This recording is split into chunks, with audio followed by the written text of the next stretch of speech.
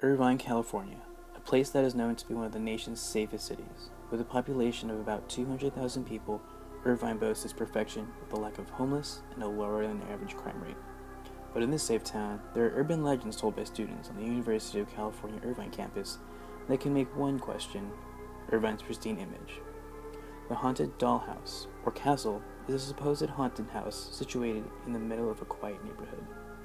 Rumor has it that in the process of remodeling, one of the owners went crazy and killed their kids, stuffing them into the walls of their home.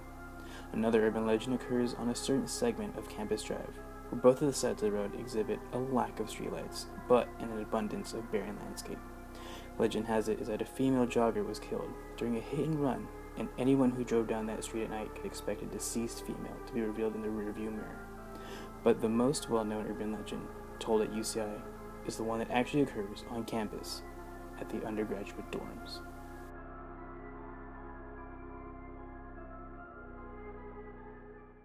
Started at SPOP, something that they just tell all the freshmen. It's like an urban legend that's been going on since, I don't know, like the 80s probably. So they say that there was a girl who was a dance major, and she auditioned over and over again for like shows, and eventually she wasn't getting cast in anything, so she got like super depressed and like suicidal. And since it was her first year, I guess like the transition to college was also really hard, so it was a bunch of things. And apparently there used to be ceiling fans in the halls. And so they said that this girl, she committed suicide by hanging herself on a ceiling fan. I don't have a specific room number. They say that supposedly it happened like on the second floor. Some people said that if you were to like walk by the room, you could see like the shadow of her silhouette like spinning. And then I guess it took like a few days to find her, and it was someone that like walked through the hallway and noticed that it was starting to get smelly, and yeah. This is supposedly the floor that it happened in, so 201, suite 201. This one? This room? Yeah, like The third day I found out about like this story that someone died in the hall, and I was like, wow, I was like in a haunted hall and I didn't even notice. So, is being haunted just like about knowing that you're being haunted, or like, I don't know.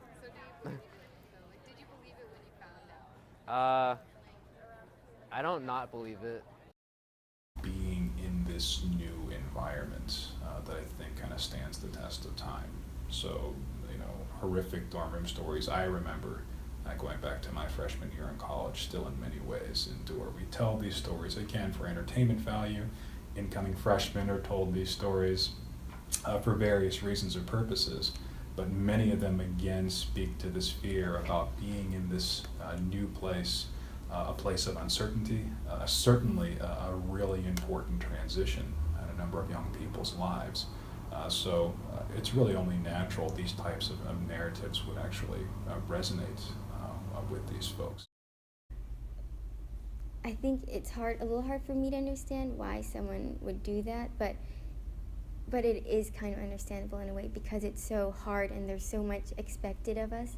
It's not uncommon for dance majors to be here for like 12 hours a day. I can get very busy, and with the double major especially, it's hard to handle classes. The class load and scheduling can get kind of conflicted and complicated. I didn't know what to think of it. I was kind of really scared when I heard it. I could understand it in a way because dance can become so stressful. It's so mentally and physically demanding. The question about whether or not an urban legend is true or not is certainly important, and it's certainly an interesting question to ask. But a primary question that I think is actually more interesting and more compelling ultimately is really not so much if an urban legend is true. In fact, most of them we assume there's little to no basis, in fact, to support them. But that question aside, what is more interesting to me is, well, why do we believe certain narratives to be true? And what do those narratives actually speak to about us, about our communities, and about society as a whole?